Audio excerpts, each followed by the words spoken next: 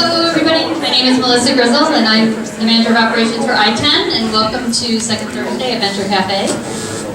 Just before I introduce our speaker, I want to just say one thing about an event we have coming up on March 1st. Hopefully you all heard about the release party for our 2015 year in review tech startup report.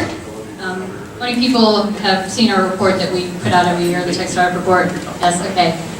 It highlights what's going on in the tech ecosystem here in St. Louis, and we have a top 10 list and a fast 10 list, which is our newest companies, and we talk about the trends in fundraising and talent and the tech ecosystem in general. So we will be unveiling that report and celebrating that at T-Rex on March 1st at 5 o'clock. So you can go on Eventbrite and search the ITEN Startup Report and RSVP for that event.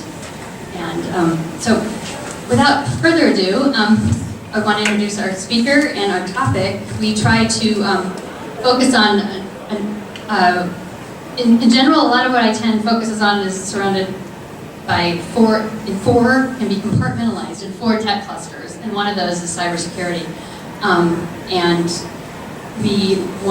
we try to have programs, at least on a quarterly basis, for each of these tech clusters. And this month we are very thrilled to have Nick Powers, the Vice President of Enterprise Technology Solutions at Aegis Strategies, and also who are one of the founding partners in the Midwest Cyber Center of Excellence. So he's going to talk about everything they have going on, both at Scott Air Force Base with Aegis and with the Cyber Center, and probably have someone to introduce over in the corner.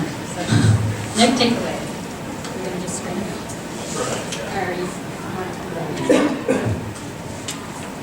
All right, good evening, everybody. Thanks for coming out.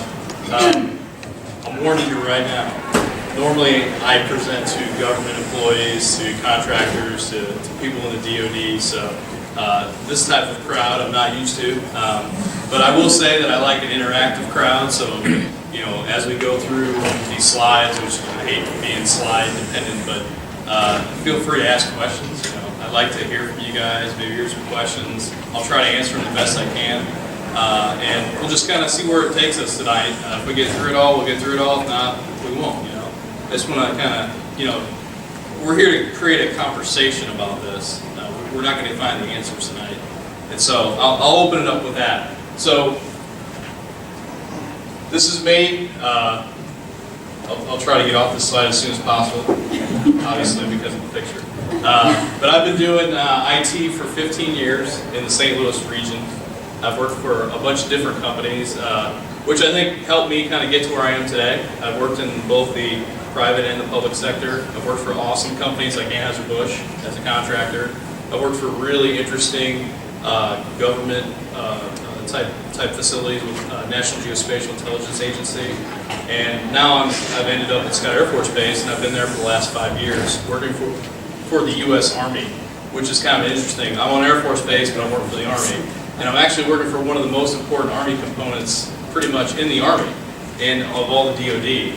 And I'll talk a little bit about that later. What I do want to go through here is get a quick agenda. I'll tell you a little bit about our firm. We haven't been around very long. I guess you could say we're kind of coming out of the startup phase. I'll talk about cybersecurity, kind of an overview, some of the things that we're facing at the base, some of the things that we're facing as a nation, and kind of what's happening to combat the issues that we're seeing. And then I'd like to tell you a little bit about the Midwest Cyber Center of Excellence, which is our, I guess you could say, answer to some of the cybersecurity problems that we're seeing, to help try to drive job growth and training and retraining and just really trying to do our part to better the St. Louis region. And then finally, I think just as a regular kind of subject with entrepreneurialism, people want to know how you do business with us out at Scott Air Force Base. So I kind of have a brief kind of overview of what that's going to look like. And I hope to elicit a lot of questions there. And so that's kind of where we'll go from here. So Aegis started in 2010. by a former Navy commander who retired at Scott Air Force Base. So a Navy guy at an Air Force Base, even weirder.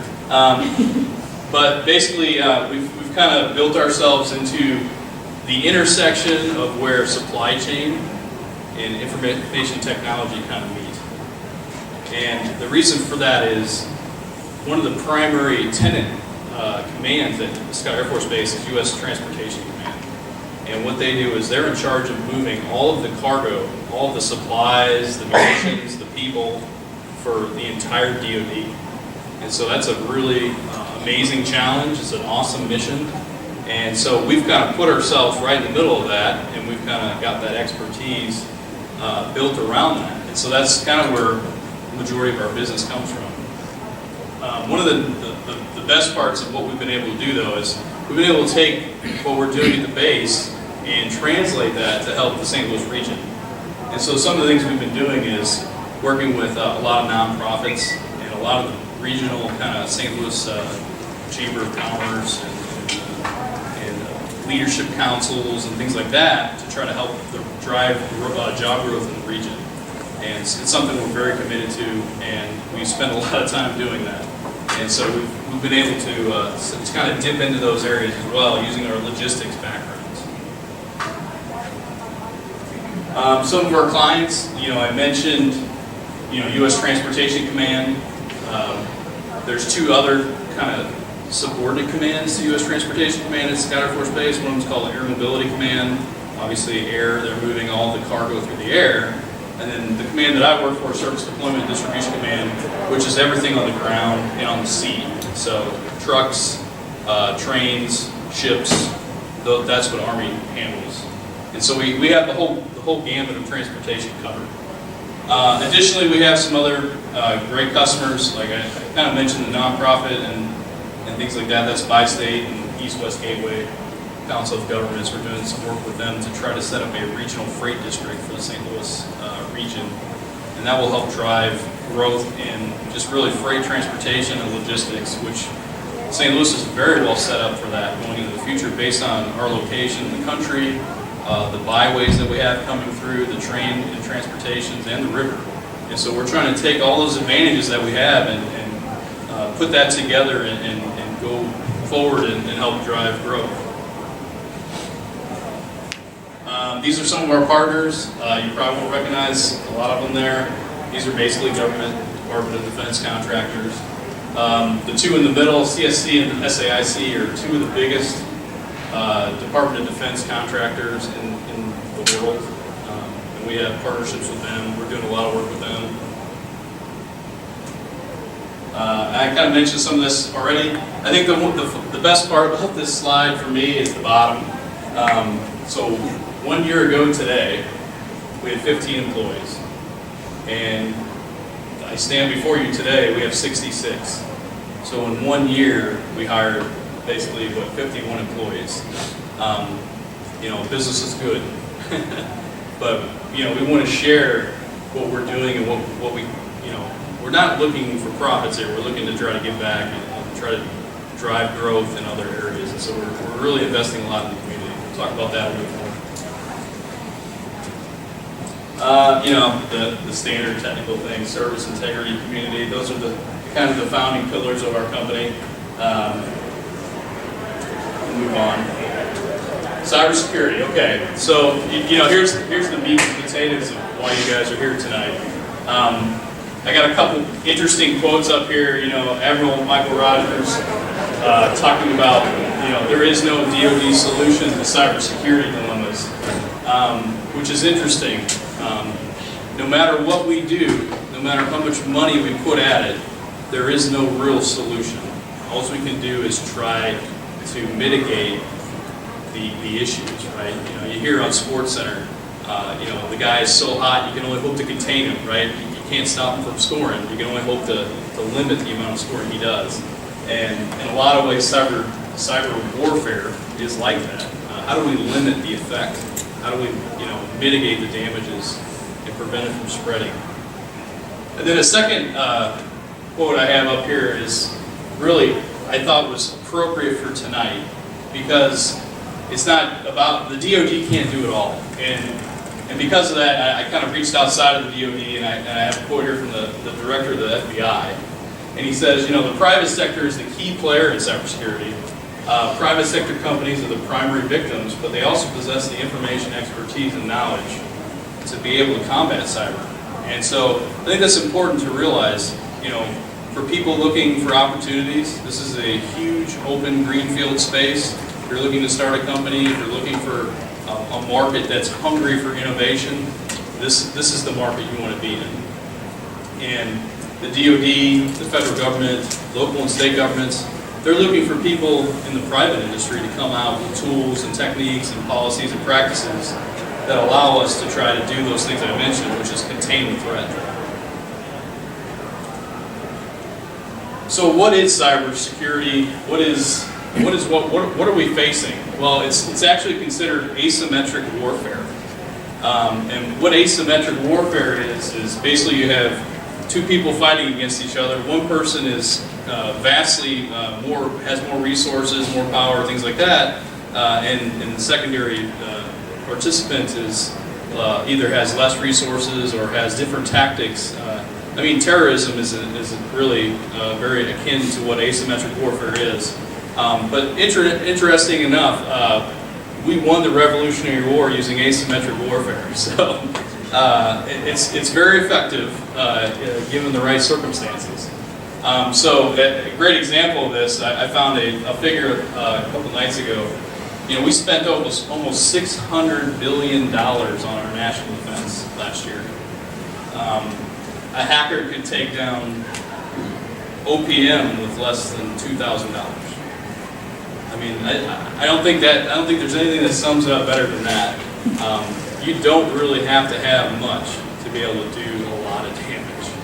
So I have a sort of, strategic tactical question, because if a $2,000 cyber attack, it could take down the military. The whole military is on it. I wouldn't say the whole military, but yeah, you could definitely do some damage. You got some infantry and whatnot, but your air, your navy, they're all.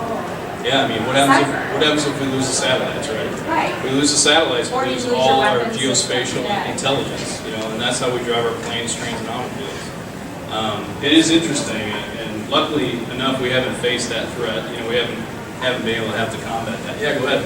How does that change with everybody moving their information to the cloud? It makes it worse. Yes, exactly. I was thinking about the other day, there's nothing like our addiction to the internet and information. If your neighbor came over to your house and stole your car and drove away with it, or stole your identity, would you want to go hang out with that neighbor anymore? You wouldn't want anything to do with them, right? But yet, every day, people are getting their identity stolen. 60,000 Facebook accounts a day get hacked. Are we off of Facebook? I can almost guarantee you 75% of this room has a Facebook account. Are we worried about it? We're throwing caution to the wind. It's very interesting how we're so addicted, and I'm just like everybody else in the room. It's hard to get off of that. And the cloud's really not that much better. Really what you're doing is you're just moving up infrastructure that used to be hosted internally to companies into a shared environment that pretty much anybody can get to, anybody can try to penetrate. Now, there's different programs in place like FedRAMP to try to protect those things, to try to certify those environments, to make sure that they're secure enough that a cyber threat would have to go through. You have to jump through a lot of obstacles to get there, but one of the things I've learned from being a web developer, anything on the internet, you can pretty much say it's insecure. There's always a way around it in some regard. So if you're moving everything up to the internet, which is basically the cloud, everything's not secure, in my opinion. Even if you're going through like a Microsoft or...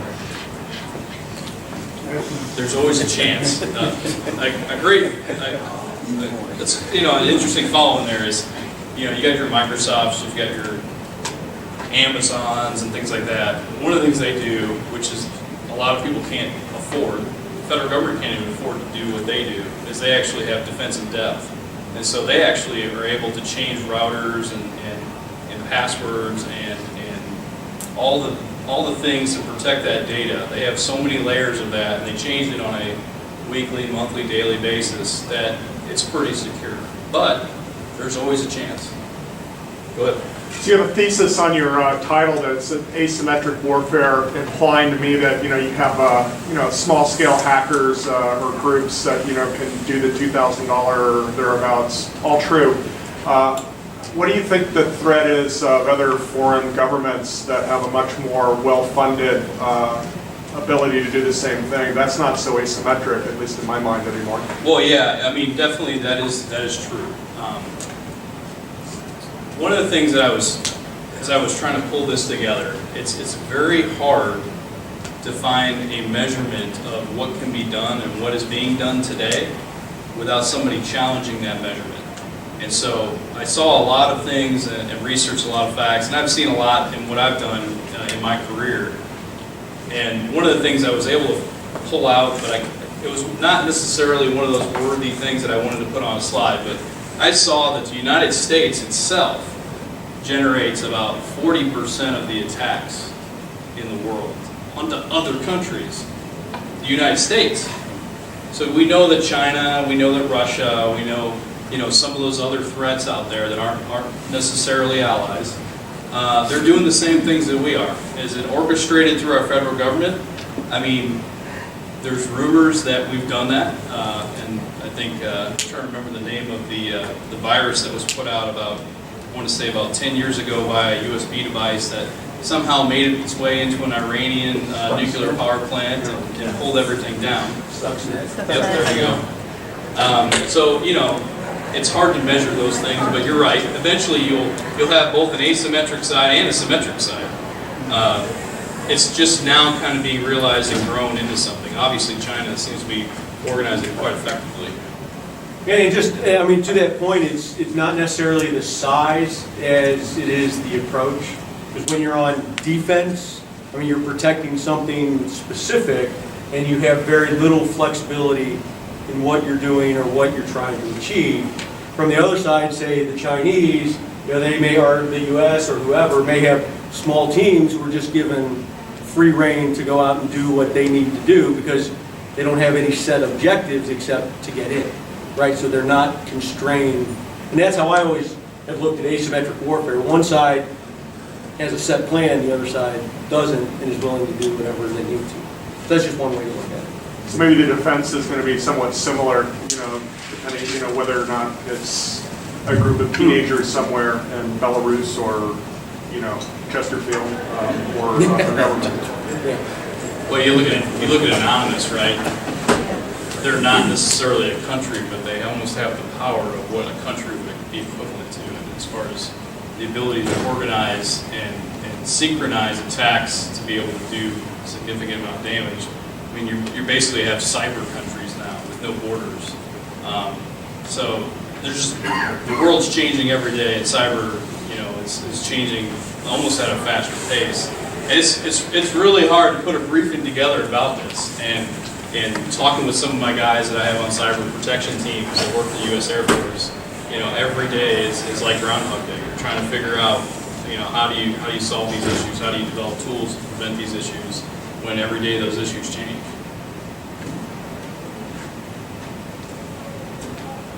So I found a number, it's an estimate, greater than $445 billion annually is what they think the cost of these cyber attacks is starting to be equivalent to. What makes up that $445 billion number? Containment is primarily, the credit monitoring companies, the loss of credibility because you expose people's data, paying to repair people's credit, things like that. That's usually the majority of the cost. The ability to exploit things and people, gather intellectual property. I mean, it all kind of rolls up into that $445 billion number. But like I said, that would seem to be kind of the average. there's really no real great way of measuring the impact because it's a global phenomenon. A lot of countries don't track this stuff as much as they could. And so it's kind of our best guess. And so in 2014, according to this study, I've got the site there if you guys want to go see it. We can put the slides up afterward. But they say that 50% of U.S. adults had their personal information stolen in 2014. How many people in the room, if you want to admit to it, and I know it's kind of a bad thing, I'll say my mom got hers stolen. But how many other people, I see one back there. Yeah, I mean, you guys know what I'm talking about. Maybe it's not 50% in this room, but there's still a good amount of people in here. It's a hassle for sure. The interesting thing, I thought this is a cool metric too, is because we're spending so much money on cleaning these things up, it's actually costing us opportunity to create jobs in the United States. And so this study estimated about 200,000 jobs were lost in 2014 alone because of money that had to be spent on cybersecurity prevention and also cleanup versus actually trying to hire and make their businesses better. And I think that's even a more shocking, we're coming out of like a recessional period, right? I think I saw the other day we're down to 4.9% unemployment, which is considered full employment in the United States, but still an extra 200,000 jobs a year, that'd be nice to have. I mean, we want to make sure our future is secure, and losing that opportunity is a pretty big deal to me. So what's the DoD doing? They've come up with a cyber strategy. They want to, these are the typical high-level blueprint type of things. We want to protect our networks, we want to defend the homeland, and we want to be able to provide cyber support to military operations and contingency plans. One of the interesting things is the middle, national interest. What does that mean? If Saudi Arabia gets attacked, what does that mean? Do we move out our cyber protection teams and do we help Saudi Arabia? I don't think that's fully been defined yet. And I'll talk a little bit more about how this is coming together, but there's a lot of unknowns there, but I found it very interesting that was called out, that it's not just about protecting the homeland, it's about protecting our interests as well.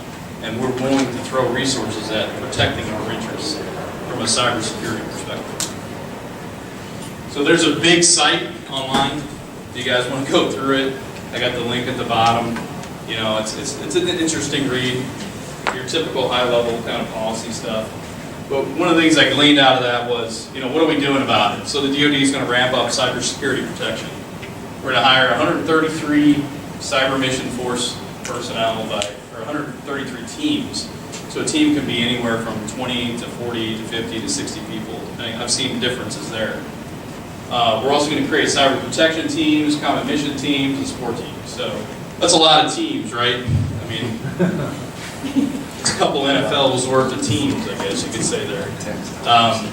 And so I've got, my company actually has folks on the cyber protection teams at Scott Air Force Base.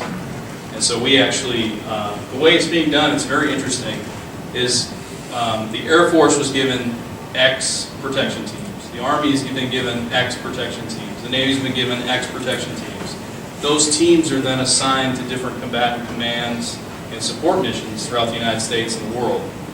What those teams do is they go in on an annual basis or biannual basis and they audit and they log and they inform and educate the soldiers on the ground, the civilians on the ground in different bases that tie up to that combatant command. And what they try to do is just try to basically build that defensive line. Make sure that those networks are secure, make sure those machines are secure, make sure we're following secure coding standards. It's kind of the blocking and tackling of the equation. We're trying to get that set up. But because we're just now kind of pulling this together, one of the things I found as I've talked with folks as we stand up these cyber protection teams out at Scott, which we're in the middle of doing, it's like a 3-year kind of transition, 2015, 2016, 2017 we should be fully staffed. is that the communication lines between the different services, you know, those are evolving every day. They don't really know how that's going to work.